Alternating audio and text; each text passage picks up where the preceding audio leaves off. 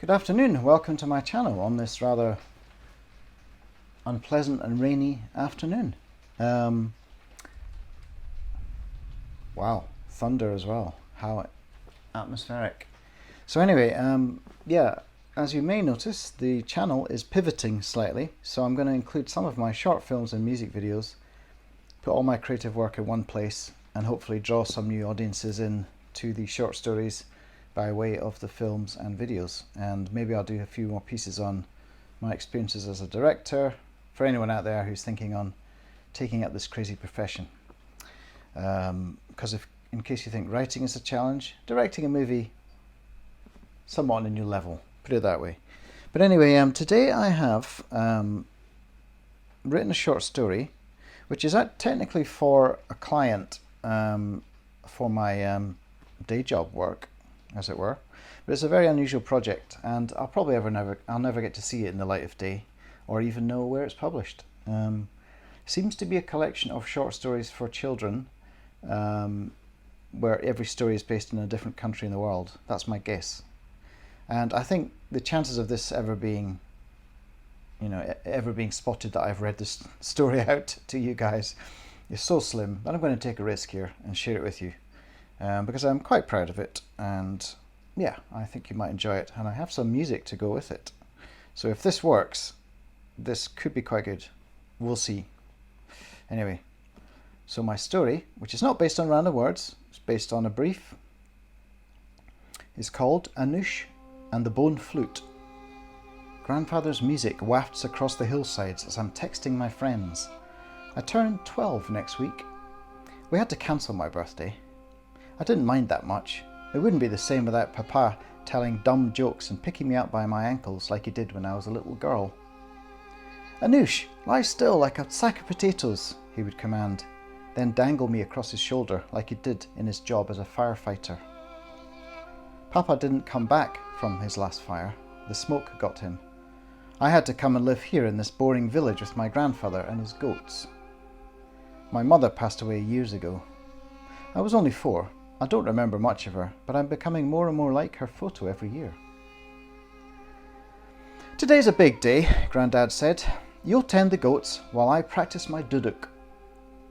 Grandad is a stern man without Papa's humour. You learn not to argue. He has a big concert in the village hall in 2 weeks, so he likes to play his traditional Armenian flute. Fortunately, the goats are happy stumbling over the red rocks and chewing scrubby grass. I can text Jizan and Inesa, my best friends from Yerevan. Later I'll go and see if that skinny boy Murat is at home.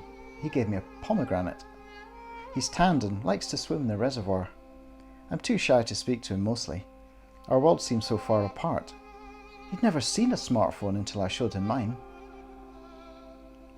There's a tug at my ankle. One of the goats is nibbling at my tracksuit leg. I kick it away and drop my phone. Fortunately, it lands on some hyacinths and somehow picks up a signal. Texts fly in. Jizan has a new boyfriend. Inesa is jealous. Grandfather's duduk sounds like the wind howling between the mountains, a quavering voice which reminds me of the music Dad used to play in his car. I feel a lump in my throat and my eyes moisten. There's a scrabbling sound. A goat misjudges its leap. It lands on a dusty slope which gives way. I race over as the goat tumbles, bleating, into the ravine. I'm supposed to keep the animals away from the edge. Grandfather has stopped playing his duduk and is watching me from the window. The goat does not survive the fall. Grandfather butchers it for stew and gives some of the bones to his dogs. He saves one ankle, boils, bleaches and carves it. He hands it to me with 8 holes cut into its length. A bone flute. "If you can't pay attention to the animals, then learn to play The Wind Subsides," he chides, ruffling my hair. I blow into the flute. It makes a lilting sound, nothing like a goat's voice. Maybe I will learn to play that song, I think, for my grandfather, for the goats, and for my father.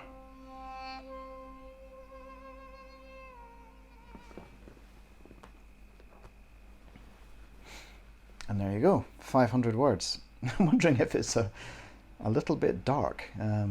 It's possible they'll reject it because it's supposed to be for ages 4 to 12, and I know I'm erring on the upper side of that scale with all this mention of dead goats and dead fathers, but you know, it's life, and you know, I don't need to talk down to kids just because they're young. The kind of stuff I was reading at that age. Phew. Anyway, so that is another little piece from me. I'll have another random word for story for you shortly, and a discursive piece on some aspect of writing or filmmaking. And I will see you again very soon. Thank you. Subscribe, and bye.